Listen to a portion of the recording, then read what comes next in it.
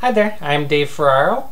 And I'm Patrick Markfort. Welcome once again to the Comics and More podcast.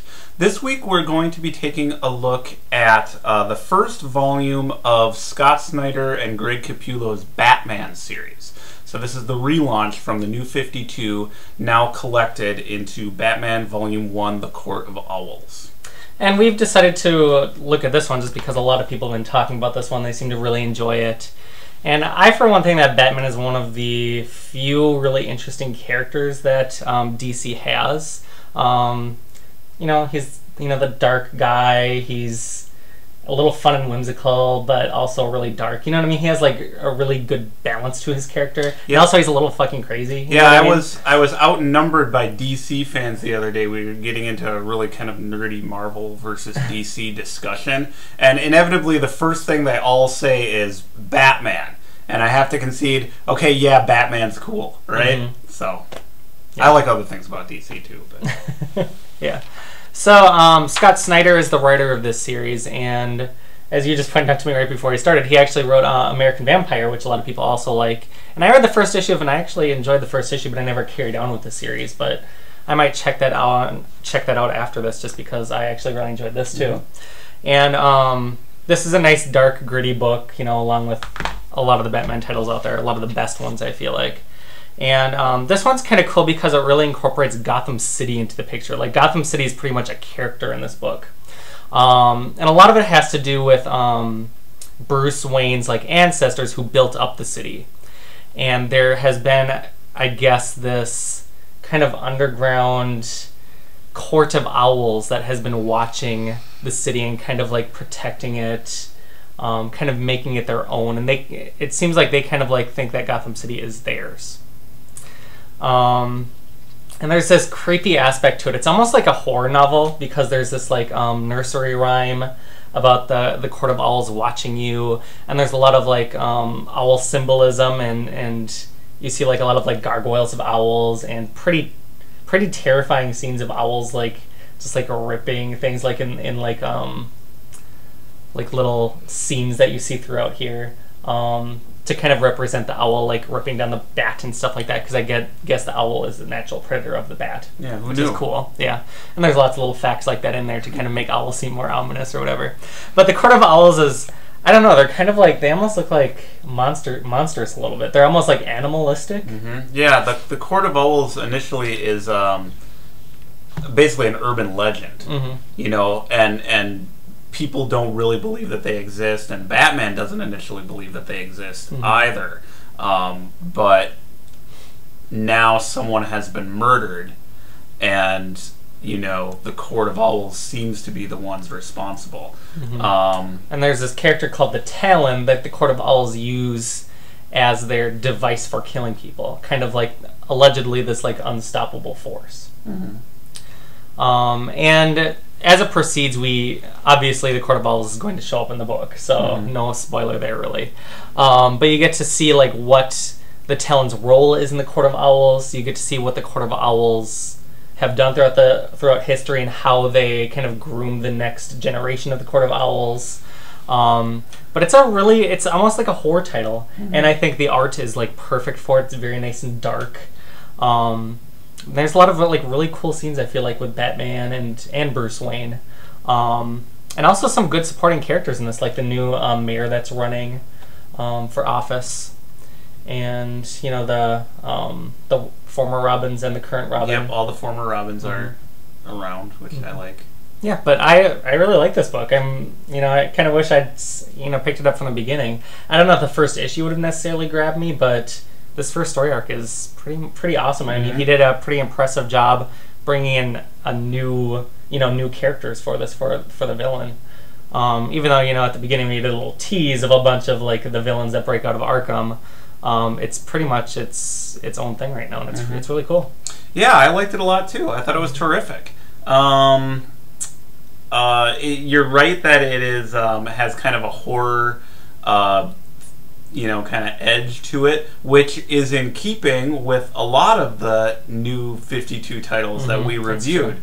We did a whole month of looking at the new 52 comics. We didn't read Batman at that time, but I remember we noted that a lot of them seem to be either overtly horror books, like I, Vampire, or superhero books that had elements of horror in them. Like Wonder Woman was like that. Animal Man. Animal Man, definitely. So this kind of continues that theme.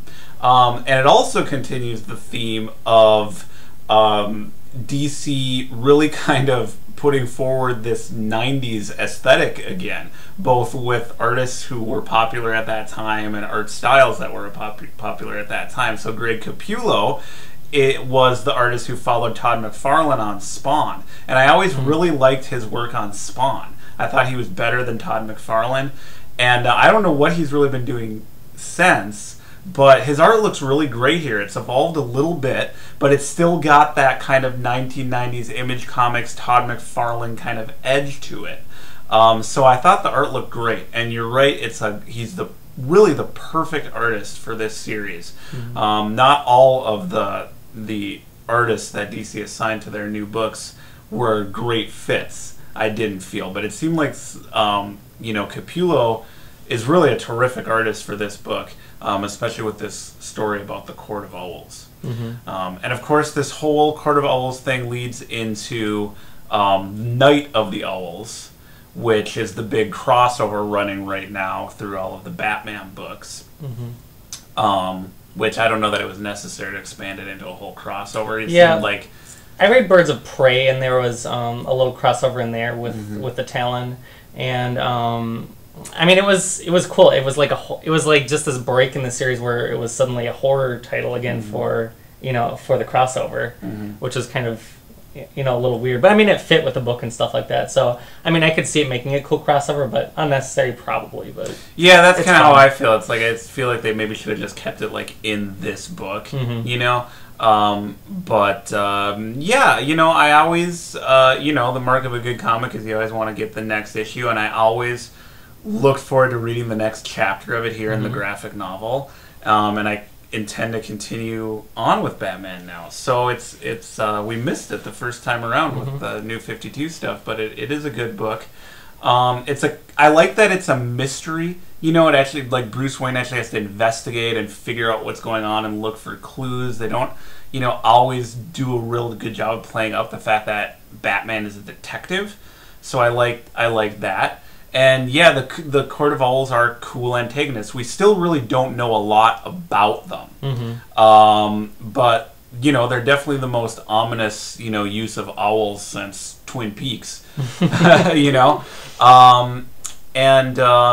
The centerpiece of the issues collected here is probably the issue where Batman, Bruce Wayne, was underground in that labyrinth that the Court of Owls had constructed. And they're kind of trying to drive him insane, and you don't know how much of it is really happening and how much of it is just in Batman's mind. It kind of becomes a kind of like Black Swan kind of situation by the end. The pages are drawn so that you have to like turn the book first sideways and then upside down.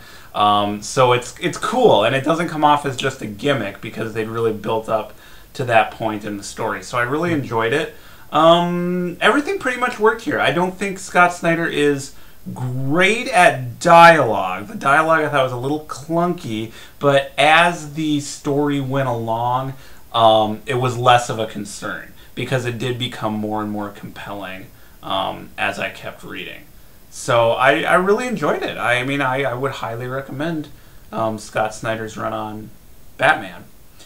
Grant Morrison's doing really, kind of wildly inventive stuff with his Batman stuff. There's nothing really, so over the top or out of the box going on here. It's just a solidly constructed Batman story. Agreed. Yeah, and it's been a while since I feel like they've really introduced a really cool villain. I mean, there's the Pigman that Grant Morrison brought in that I was never a big fan of, but these seem like really cool new villains that can, just add to Batman's like really cool like gallery of villains that he has. Yeah, it's a cool idea, and I like that they have kind of out Batman, because you're right. It's sort of a cliche to say like the city is a character in the book, and that's a lot of people have tried to do with Gotham City in the Batman books, but it really is the case here. You really do get a good sense of Gotham City as a real place, and it's very much about Batman's place in the city and how he perceives his own place in the city. It opens up with, the backstory is kind of like his ancestors and relatives have kind of contributed and built up this city. And he, at the very beginning of this storyline, is unveiling his plans for, like, the new Gotham, right? Yep. Like, what this new city is going to look like, and kind of positioning himself as a real architect of the city. So, the city is his both as Batman and as Bruce Wayne. So the idea of the Court of Owls, the idea that this much older group has actually been running things and right under Batman's nose, and he didn't know about them, and the city actually belongs to them, and they're tapped into the deepest, darkest secrets of the city, really, unnerves him. He doesn't want to believe it, So I like that. It kind of got under Batman's skin a little bit, It made them seem like these kind of almost invincible adversaries, and it'll be interesting to see how he eventually takes them down. And I did like that opening scene in Arkham. I thought that was kind of a fun, smart way to open the book because, Snyder and Capullo know that they're basically going to be dealing with new villains, and Batman has such a great rogues gallery. So that cool scene in Arkham Asylum where you got to see Greg Capullo draw all the classic villains, right? In this scene, it was kind of cool. And, put those guys away for a while and now tell the story of the Court of Owls. But it will be cool, to see him bring in some classic villains during his run as it goes forward. But yeah, I really enjoyed it. Well written superhero comics, kind of everything you would want out of a Batman book. I really liked it. Yeah, I liked it too. Cool. All right, well, check it out then. Yeah. All right, I guess that's it for this week. That does it for Batman. Yeah. Thanks for checking us out, and we will be back with a new episode next time. Bye now. All right, bye.